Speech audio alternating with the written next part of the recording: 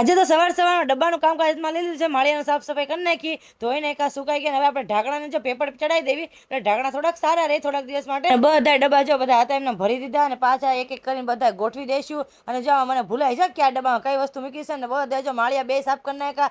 ઉપરનો તો બધું સાફ થઈ ગયું, પણ નીચેની હાલત તો જો એટલી ખરાબ છે. આ બધું કરવામાં 11:30 થઈ ગયા. બધું કામકાજ કરીને આપણે જો બપોરની રસોઈ બનાવી નાખી, પતિ દેવા આવી ગયા તો જમવા બેસી ગયા. લેટ થઈ ગયું હતું ને એટલે રસોઈમાં પણ લેટ થઈ ગયું, એટલે બધું ગરમા ગરમ હતું ને આપણે મોઢામાં જેવો કોળિયો મૂક્યો ને તાકું મોઢું બળી ગયું, કેમ કે ગરમા ગરમ મોઢામાં કોળિયો મુકાઈ ગયો હતો. મારા પતિદેવ પણ દાંત કાઢે છે, એને પણ ગરમા ગરમ કોળિયો મુકાઈ ગયો છે. મારું મોઢું આખું બળી ગયો જમવાનું ઉતાવળમાં. ભાઈ આવું થાય હમણાં છે ને કાયમ અમારે બહાર જવાનું થાય છે, તો બધું કામકાજ કમ્પ્લીટ કરી માટે જવાનું છે બહાર. તમને થાય ને રખડા જ કરશે, પછી 2-4 દિવસની વાત છે, પછી પાછા હતા એના શેડ્યુલમાં આવી જાવ. અને આવી ગયા મારા નણંદને ત્યાં, આજ આખો દિવસ અમારે ત્યાં જ રોકાવાનું છે. તો જો મારા પતિદેવ જીવન કેવી રમતો કરે છે, તો એ મારે બહુ બાધકડો થઈ ગયો છે અને વાતોડો પણ બહુ થઈ ગયો. અને બપોરે બધા સુઈ ગયા હતા, જાગીના છોકરા બધા જો બધા નાસ્તો લઈ આવ્યા કે ભૂખ લાગી ગઈ કે નહીં. અને મારા નણંદ બાજો પ્લેટફોર્મ ઉપર ચડીને ચા બનાવે છે, અને હજી અમારી બધા નિંદર અધૂરી છે, પણ જાગી ગયા કેમ કે બધા ભેગા થયા છે કે નહીં. અને મારા નણંદ બાને શાકભાજી લેવું હતું ને, તો એની સાથે જો શાકભાજી લેવા ગઈ હતી ને રાતે છે આપણે પાણીપુરીનો પ્રોગ્રામ. તો જો આપણે મસાલો બનાવવા માંડ્યા છીએ, પાણી ને બધું તૈયાર થઈ ગયું છે. મારા પતિદેવ બાજુમાં બેઠા જ હોય કે 3 હોય ને એની સાથે સથવારો કરવા બેવાનું જ હોય.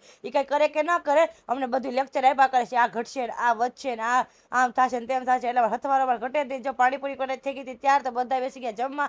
ચાટપુરી, રગડાપુરી, સેવપુરી આવી જાય બધા જમણ. બધા જો કપલમાં બેસી ગયા છે વાસણની બચત કરવા માટે. તો કાંઈ નહીં, મળીએ કાલે નેક્સ્ટ વિડીયોમાં. ત્યાં સુધી મારો વિડીયો ગમતો હોય તો લાઈક, શેર, સબસ્ક્રાઈબ ને હર હર મહાદેવ.